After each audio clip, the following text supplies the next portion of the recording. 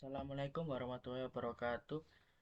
Nama saya Alif Darmawan Nur Muhammad dari kelas A psikolog jurusan tertulis bahasa Inggris, dan di sini saya akan menjelaskan tentang perbedaan paradigma dan implementasi dari teori belajar behaviorisme dan konstruktivisme. Yang pertama, pengertian behaviorisme. Behaviorisme sendiri adalah pendekatan dalam psikologi dan pendidikan yang menekankan pada pengamatan perilaku yang dapat diukur dan diamati. Teori ini berfokus pada pembelajaran melalui respon terhadap stimulus eksternal dan menganggap bahwa lingkungan memainkan peran penting dalam membentuk perilaku. Guru berperan sebagai pemberi informasi, sedangkan siswa merespons stimulus dengan perilaku yang teramati.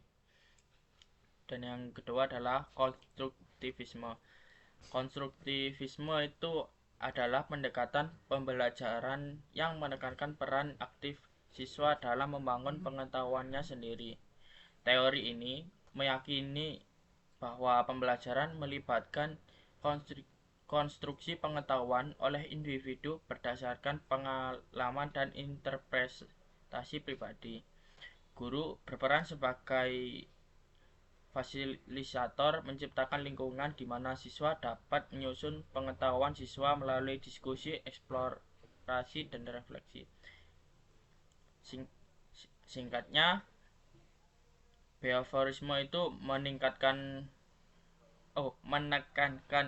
respon terhadap stimulus eksternal, sementara di sisi konstruktivisme menitik beratkan pada konstruksi pengetahuan oleh individu melalui pengalaman pribadi dan interaksi. Dan selanjutnya, paradigma dan implementasi behaviorisme. Paradigma behaviorisme berfokus pada perilaku yang diobservasi dan diukur secara objektif. Menurut teori ini, pembelajaran terjadi melalui stimulus respon di mana individu merespon stimulus dengan perilaku yang dapat diamati. Guru berperan sebagai pemberi informasi, sedangkan siswa sebagai penerima yang merespon. Dan selanjutnya, implementasi behaviorisme. Dalam kelas, kedekatan behavioristik sering menggunakan reinforcement atau penguatan dan punishment atau yang berarti hukuman untuk membentuk perilaku yang diinginkan. Contohnya, guru memberikan hadiah atau pujian pada respon siswa yang benar dan memberikan hukuman atau umpan balik negatif untuk respon yang salah. Dan selanjutnya, paradigma dan implementasi konstruktivisme. Paradigma konstruktivisme menganggap bahwa pembelajaran melibatkan konstruksi pengetahuan oleh individu berdasarkan pengalaman dan interpretasi pribadi siswa. Siswa dianggap sebagai pembuat makna aktif yang terlibat dalam proses konstruksi pengetahuan mereka sendiri. Ya, selanjutnya, implementasi konstruktivisme.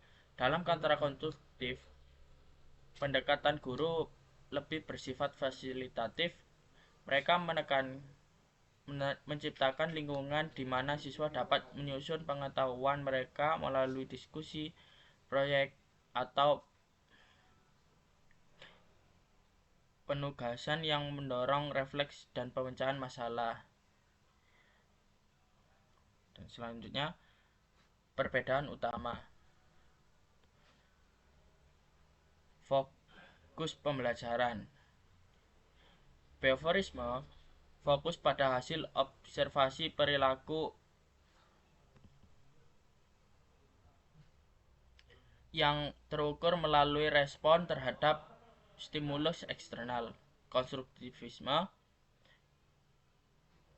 melihat pembelajaran sebagai konstruksi pengetahuan yang dibangun secara aktif oleh individu melalui pengalaman dan refleksi.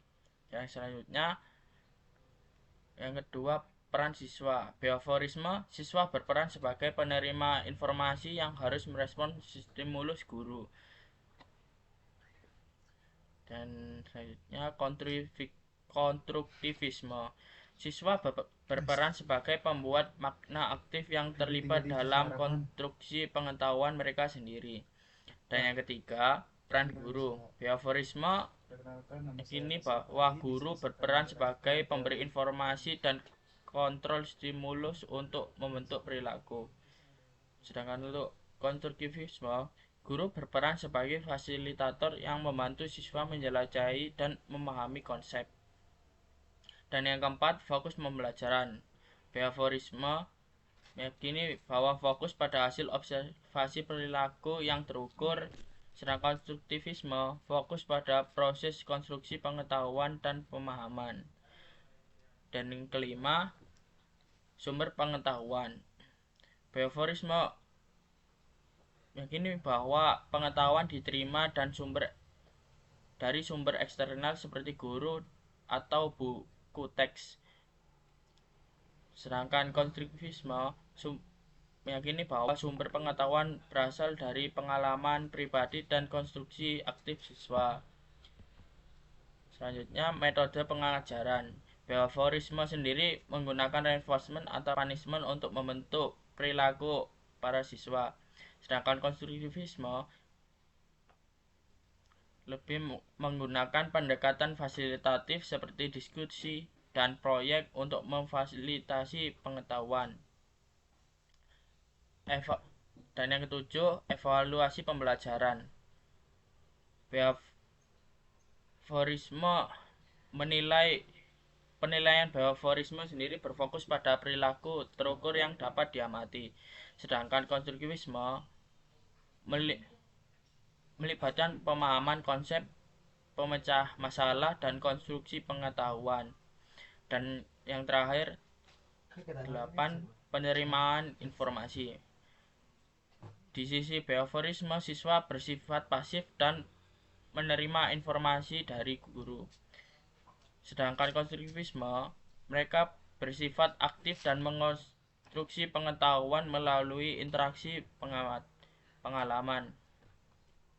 Jadi, perbedaan ini mencerminkan pendekatan yang berbeda-beda terhadap pembelajaran, di mana behaviorisme lebih terfokus pada perubahan perilaku, dan sementara konstruktivisme menekankan pada peran aktif siswa dan membangun pengetahuan mereka sendiri. Sekian dari saya, terima kasih. Wassalamualaikum warahmatullahi wabarakatuh.